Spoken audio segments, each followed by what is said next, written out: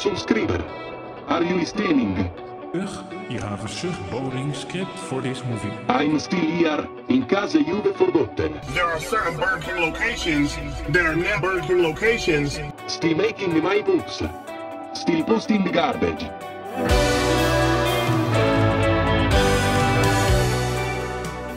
You haven't forgotten about me, have you? Are you even there, still? Is anybody even interested anymore? I just ran into Frost at a convenience store. Pooptickler. The man, the MYTH, the legend. The greatest content creator in all the cosmos. Few whisper his name, but when they do, they whisper it with a sense of pride and accomplishment. As the director and producer of the most legendary films to ever hit the big screen, such as Penile Man, and If You See Me Crawling. But with such big productions entering the arena, one has to wonder where such a legendary character originated. It all started back on October 2nd, 2015. I uploaded a video simply titled, Cena. It is a day I will never forget. This video was a major breakthrough, and quickly went trending. By October 10th, the video had 1 million views. Soon enough, this was on the front page of YouTube, which launched the John Cena fan base and catapulted many people into a John Cena craze. According to internet trend theorists, Pooptickler was the sole reason for the Cena craze of 2015. In fact, some have argued that he is the sole reason John Cena even has a career. John Cena, being grateful to the video's creator and the fans, gave Pooptickler a special invitation to one of his upcoming shows. In a private conversation behind the curtain, Cena thanked Poop, saying he owes all of this to him. In return, Poop gave Cena a special Golden World Pooping Entertainment Championship belt. Yeah, I met John Cena. It was a tragedy. I met him and he was in character the whole time. He kept making small talk about wrestling and stuff, and I was trying to get him to talk real to me. He just kept asking me questions like, hey, did you watch Hell in a Cell with the Foley last night? What about that Undertaker? Is he going to retire? Pooptickler was devastated by the John Cena persona, and followed up shortly later with a video simply titled, Sad Cena. That was my first 1,000-view breakthrough. Actually, hold on. It's actually got 2,000 views now. That's crazy. The shop is called Sneed's Feed and Seed. The sign says that the shop was formerly Chuck's, implying that the two words beginning with F and S would have ended with uck, rhyming with Chuck. So when Chuck owned the shop, it would have been called Chuck's Fucking Suck. Source filmmaker, it's no joke, man. I've got about 2 gigabytes worth of images of Zoe from Left 4 Dead, in various suggestive poses. But in order to get to that position, Pooptickler, like all professionals, had to start somewhere. I literally just had this idea pop up in my head. Like, hey, wouldn't it be funny if I made an animation where the Heavy's minigun is replaced with the Engineer? And then that happened. A bit more experimenting led to the whole Engineer's Nightmare series. So that's that. In fact, a lot of the videos I was making at that point were just born out of experimenting.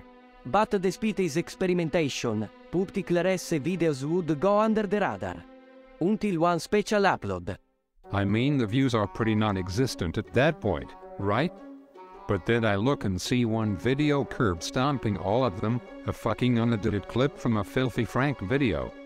Almost 9,000 views. I mean, come on. Cock! I love cock! Please feed me cock!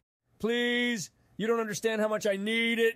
Pooptickler's next hit, arguably much more original but still no effort, would come later, with a video titled Half-Life 2 but all sounds are replaced with Uberaxornova as intro. I was pretty into sound design at the time, specifically messing around with the sound effects of Half-Life. I created this huge pack that aimed to replace almost every sound effect in the game with shit. I had like a whole folder of random sounds and voice lines that tickle on my poop pickle. Those 3 Half-Life videos were an example of that.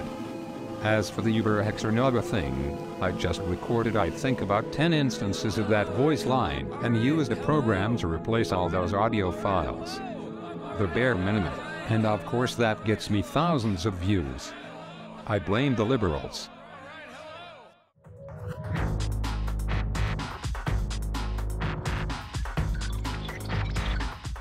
On October 24th, 2016, Pooptickler uploaded his first creative magnum opus, Snoop Dogg's House Goes Missing. This video was balls to the wall experimental, if I remember correctly. I really was just throwing assets into Sony Vegas and making up a story along the way. There's a moment in the video where the viewer is taken through this notably empty cul-de-sac, and there's a constant gust of wind looping throughout. It's haunting. It speaks to the emptiness of life. When you give yourself up to cheap pleasure, it's no joke, man. Snoop's life revolved around the weed and dank memes in his house, but when all of that is taken from him, what's left? Nothing. He's standing in the middle of nowhere, metaphorically and literally speaking. He's visited by this federal agent that explains everything to him. He tells Snoop, "Don't come looking for me," but then he reveals his exact location anyway. It's taunting in a sense. It's like, just what the hell are you gonna do about it? Not a damn thing. You don't even have yourself in order. Snoop ends up going around town asking for help, but he ends up attracting trouble. That tells us he's reckless. That's what this addiction to dank memes and weed are doing to him. And, I think this speaks a lot about the 2016 zeitgeist at the time, man. Complete recklessness thanks to an addiction to dank memes. It's no joke. The story ends on a cliffhanger. He crashes into a power station and is confronted by these guys. I did have a part 2 in the works, where he successfully beats them and confronts the Fed that stole his house, but I think it's only logical it ends here, You're in the belly of the beast. You don't magically get out of this with superpowers. R.I.P. Snoop is all I can say.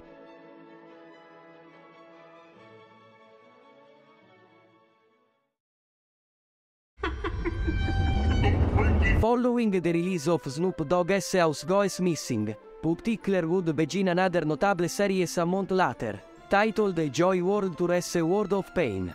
I don't remember making this. I just had like a shit ton of cartoon sound effects on my hard drive. I gotta put them to use somehow.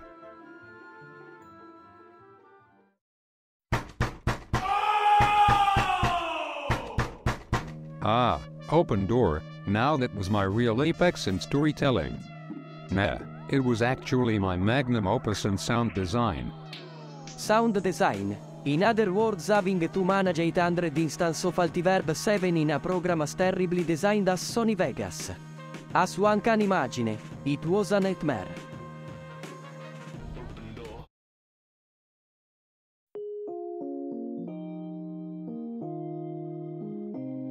Eventually came Pooptickler's true magnum opus in storytelling. Again. Once again, Penile Man 1 was just sort of something that was being made as it was being made. The story follows a man named Penile Man, as he tries to stop YouTube from monopolizing.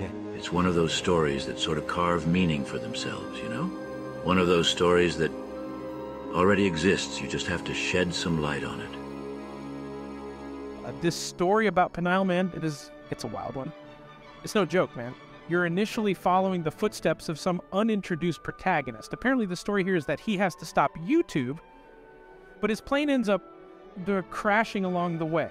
So instead of the story being about him, it instead focuses on these 3 mobsters that come along, coincidentally having the same idea. They manage, but the YouTube CEO escapes.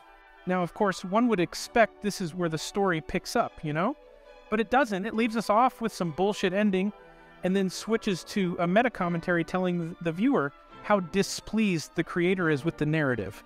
That sounds like hell, man. I believe it to be the case that Penile Man is about the idea of fate, that we can be in complete control of our destinies. But in reality, there are so many factors that are out of our control. It seems to be a comment on how humans are in denial about their real nature. They're all powerful in their own eyes, but in reality, they are powerless. There is an acceptance of that at the end. It has an element of the story of Odysseus. who had so many adventures on his journey to Ithaca, which is the basis of the Odyssey by Homer. It's about the idea that even if you know exactly where you should go on your journey through life, you are still subject to external circumstances. Penileman went on to become a worldwide sensation, accumulating over 9 million views. It was considered the first video on YouTube to surpass 1 million views without a single dislike. The first installment of the Penileman series went on to become the most beloved series on the Pooptickler channel. I don't know. I just don't know. I don't know about Penile Man 1. Get the camera out of my face, man.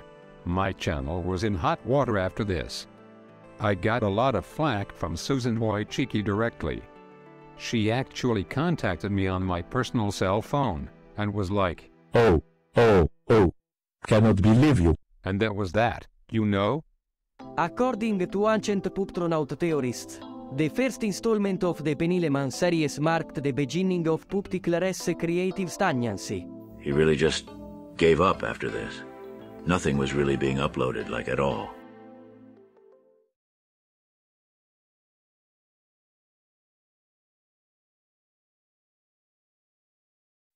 I was looking up how to make a potato cannon on artofmanliness.com because I don't think there's anything manlier than making a spud cannon from a manliness website.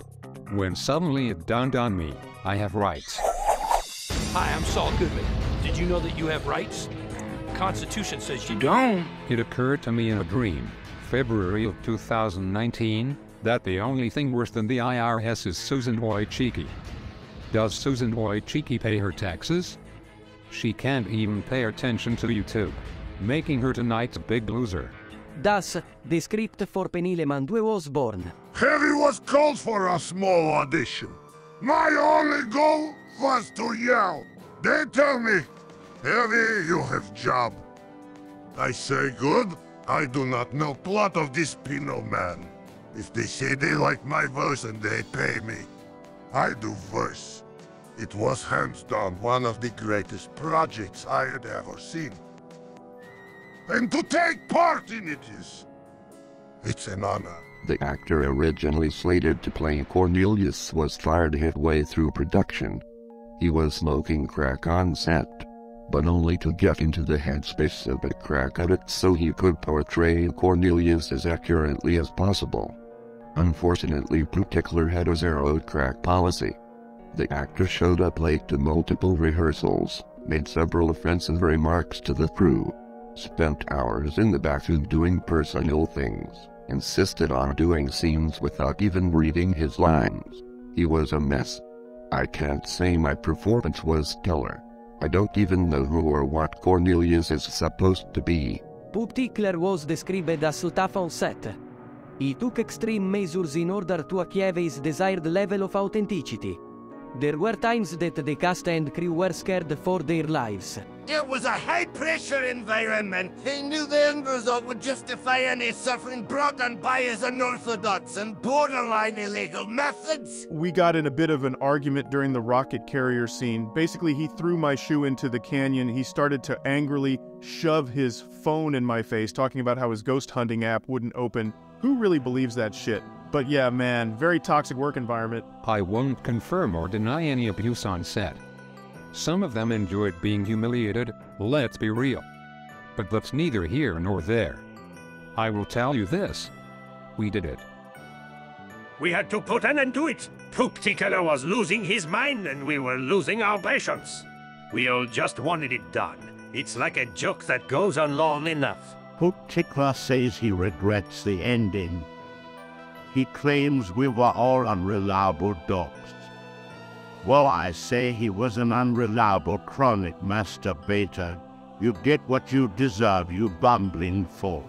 Coming up, did Pooptickler kill the cast of Penileman? He calls my phone and he's like, my plane is crashing, I'm actually gonna die and it's all Pooptickler's fault. I hear screaming in the back. I'm like, What the hell is happening? Was there ever a Real Penile 3 movie? Plus, was banned the Penile Man 2 copyright strike. I open my channel one morning and see Penile Man 2 is just gone. It was removed by a copyright strike. No email or nothing. I literally punched a hole in my window and sent at least 7 cease and desist letters to 5 random YouTube channels that more than likely had nothing to do with this. But there's over 51 million YouTube channels, so there's a 0.0000012% chance I got the fucker who took down my movie, and that's good enough for me.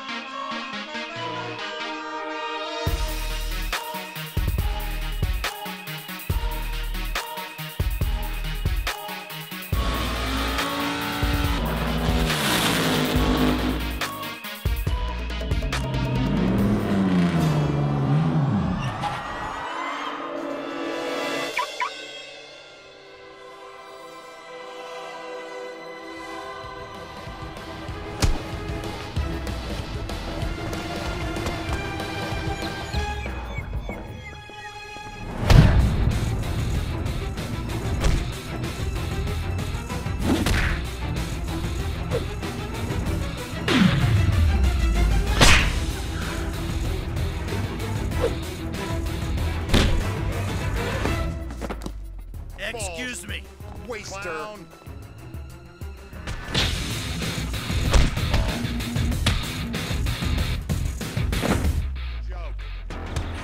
Stay the fuck there!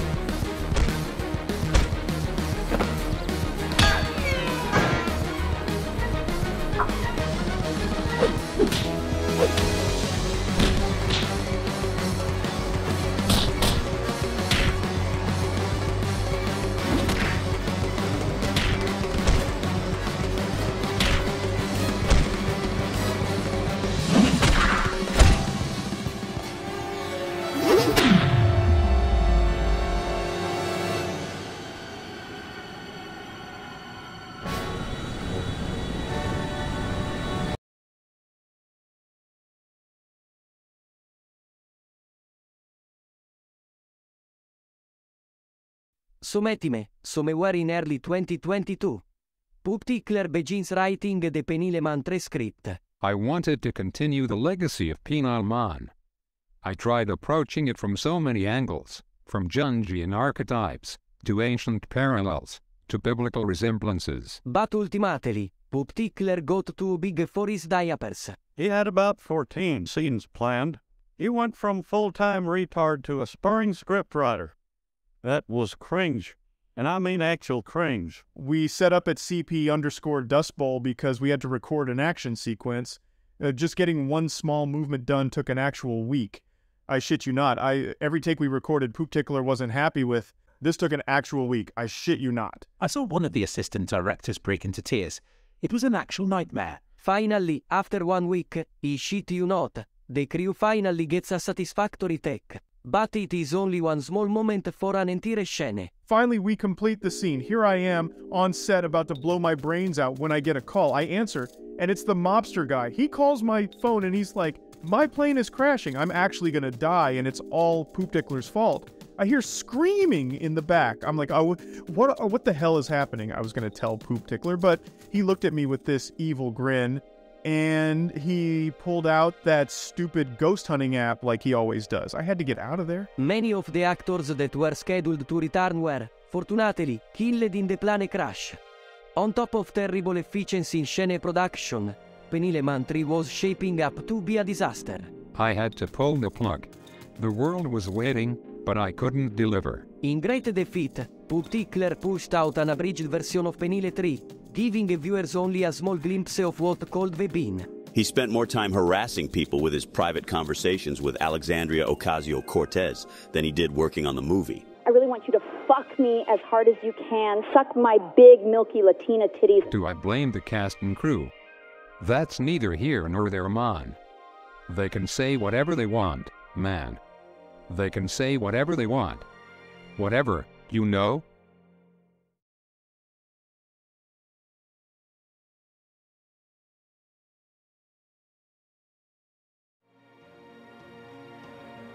With the failure of Penile 3, the future of Pooptickler S channel now remains uncertain. He's got no goal, no solution. Everyone's afraid to work with him. He's constantly playing around with ghost hunting apps. I don't get the shtick of me having ghost hunter apps. I don't even have a phone. I mean, I do, but I never use it.